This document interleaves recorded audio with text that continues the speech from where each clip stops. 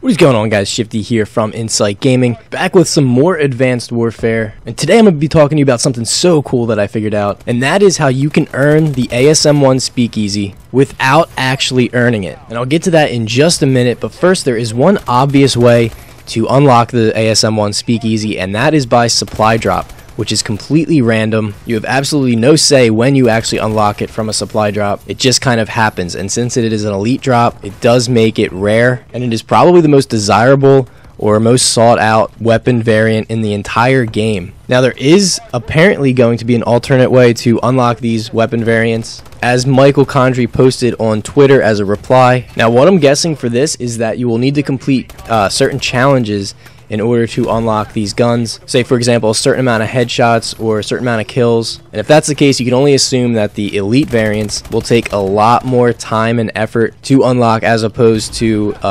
enlisted or even professional variants of weapons. So we're expecting to hear more on that in the near future, probably within the next few patch updates. So I'll definitely be sure to keep you guys posted on that. Now let's get into how you can kind of replicate or copy the stats of the Speakeasy into other variants of the gun, and in some cases make these variants even better than the Speakeasy. So you can either do this with the ASM1 Reckless or the ASM1 Magnitude. Whichever one you have, there is a way to get it similar to the Speakeasy, and in some aspects even better. So first we'll get into the Magnitude, because that is what I seem to be seeing a lot more frequently in public matches. So the Magnitude has +2 for range, giving it an 8, where the Speakeasy has -1, leaving that at 5. So already that's better in the range category. However, it does have -1 for both handling and mobility, but that's something that is really hard to notice while you're using it, since it is only -1 on both. But in order to match the Speakeasy's fire rate, you need to put on rapid fire, and that'll boost the fire rate up to 13. However, will take away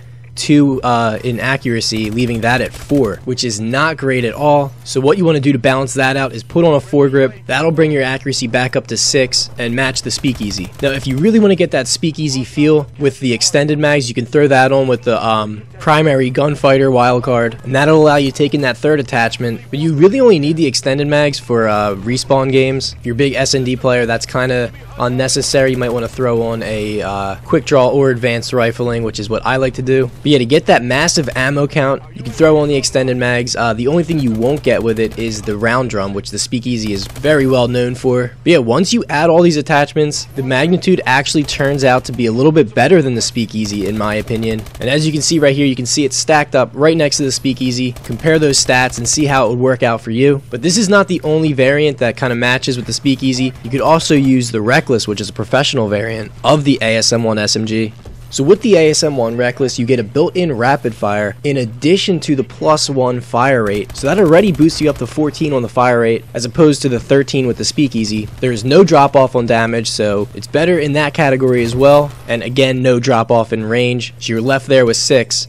The only thing it does drop off is handling. You get a -1 on handling, leaving you at 13 as opposed to 14 with the Speakeasy. But again, that is something you won't really notice in-game, so not that big of a deal there. Now, the one thing that it does do is, since it does have the built-in rapid fire, it takes away 2 accuracy. So you're going to want to throw a foregrip on there just to get the accuracy back up to where you want it to be. And again, if you want that massive Speakeasy round count, you can go ahead and put on primary gunfighter and throw on the extended mags, but it's not necessary. So here's just a quick comparison with the ASM1 Reckless with all of the suggested attachments next to the ASM1 Speakeasy as is. Now, I know these guns are not the Speakeasy, but if you do not have the Speakeasy yet, these work just fine and are similar enough to hold you off until you actually unlock it. And again, I'll be sure to keep you guys posted on how you can unlock elite weapons other than earning them in supply drops. So thanks a lot, guys. As always, please remember to rate, comment, and subscribe. I'll see you guys in the next video. Thanks a lot. Peace out.